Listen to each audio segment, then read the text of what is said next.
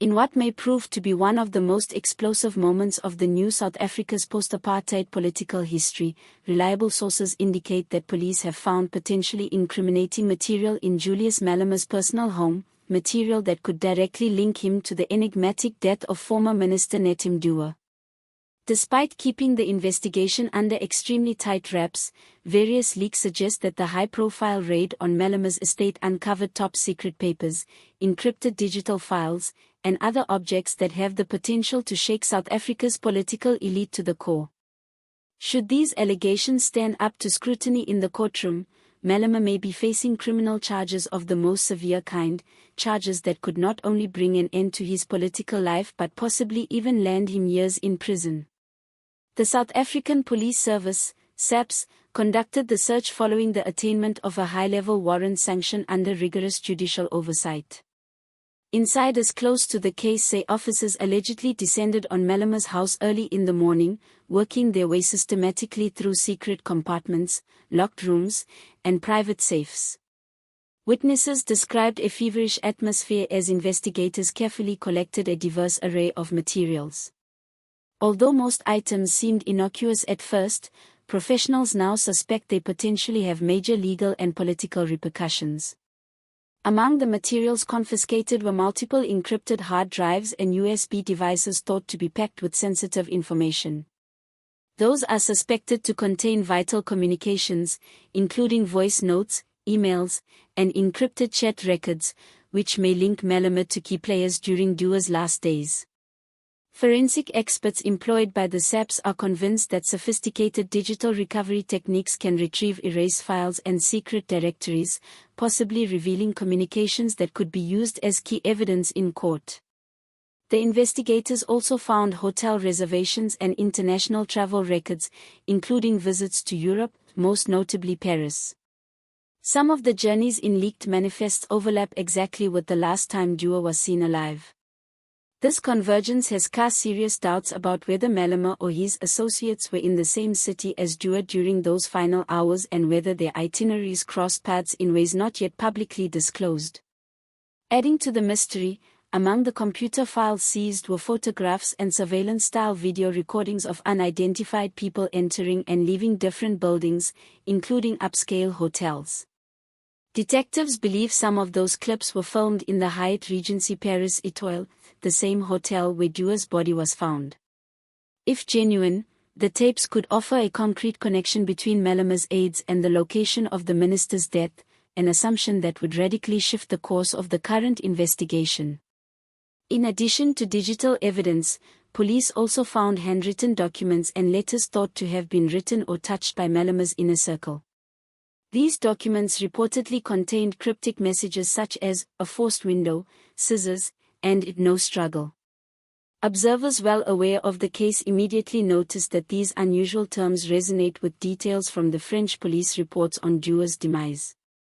The papers, several of which seemed to have been written after Mthethwa's death, prompted police to question whether there was an effort to preempt or control the public narrative and possibly cover up evidence of a crime. The money trail that surfaced in the raid has also drawn deep scrutiny. Police reportedly recovered large caches of cash in various denominations, along with banking records implicating Malema in offshore structures and shell companies. These files purportedly expose a series of intricately linked financial transfers that authorities believe could have been used to channel money between middlemen connected to Mthethwa's final days. Forensic accountants assisting police added that unraveling these transactions could reveal a wider network of political corruption and secret financial operations, possibly with foreign links. Adding further to speculation, officers confiscated several burner phones and SIM cards, both domestic and international. Initial forensic examinations showed that some of these phones had been wiped clean just before the raid, while others contained timestamps consistent with the night Mthethwa was killed. Experts believe that recovering deleted call logs or encrypted messages could help reconstitute the final communication patterns between Mthethwa and any alleged co-conspirators. If investigators can salvage even fragments of information, they may reconstruct who was communicating with whom in the hours leading up to Mthethwa's death. To understand the potential significance of these findings, one must recall what is already known about Nathi Mthethwa's demise. Mthethwa, a troubled former minister and polarizing political figure in South African politics, was discovered dead after allegedly falling from the 22nd floor of the Hyatt Regency Paris Etoile. French authorities initially ruled his death a likely suicide, citing a forced window and a pair of scissors in the room as evidence. Yet, despite the absence of a clear motive and the suspicious nature of the physical evidence, speculation has long persisted that Mthethwa's death was not self-inflicted. Official reports claim there were no signs of struggle, but discrepancies in witness statements and surveillance data left lingering doubts about possible foul play. Given Mthethwa's checkered history, including charges of corruption, money laundering, and political manipulation, many suspected he had powerful enemies. The circumstantial evidence now emerging from Malema's home throws a dark new light on those suspicions. The cryptic notes referencing a forced window and scissors imply foreknowledge or retrospective involvement by individuals seeking to shape the event's interpretation. The travel records and financial transactions also suggest Malema or his associates may have had common contacts with people close to Mthethwa in the days leading up to his death. If confirmed, these revelations could have devastating political and legal consequences for Julius Malema. Possible charges span from obstructing justice and tampering with evidence to conspiracy or accessory after the fact. Should prosecutors establish a coordinated effort to conceal the truth, the money trail could also expose him to charges of money laundering, fraud, and corruption.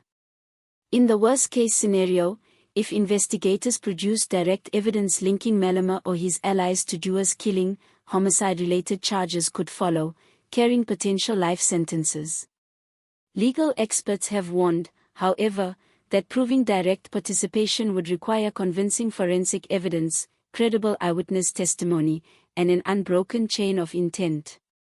Even so, mere rumors of such a possibility have already sent shockwaves through South Africa's political landscape. The idea that one of the country's most recognizable political figures might be implicated in the suspected murder of a former minister has triggered widespread outrage across social and mainstream media.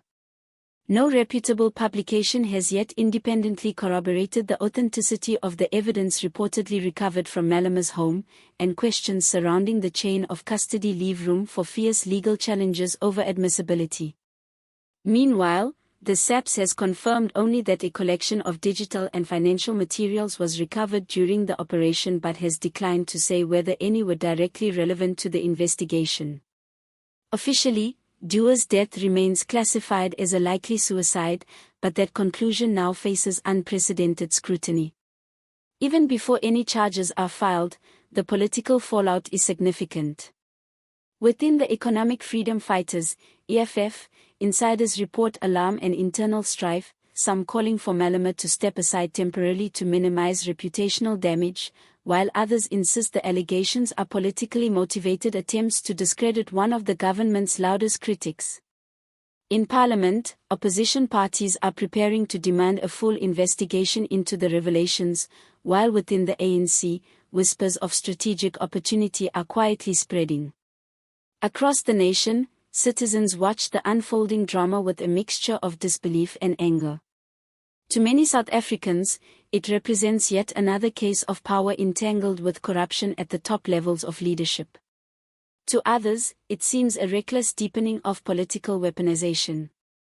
Whether seen as conspiracy or cover-up, the saga has gripped public imagination, fueling heated debates in homes, workplaces, and online, where hashtags like #Malyade, #JusticeForNathi, and #political cover-up continue to trend. As the investigation unfolds, one chilling question lingers: was the death of Nathi Mthethwa the result of political treachery, or is Julius Malema the target of an expertly orchestrated setup?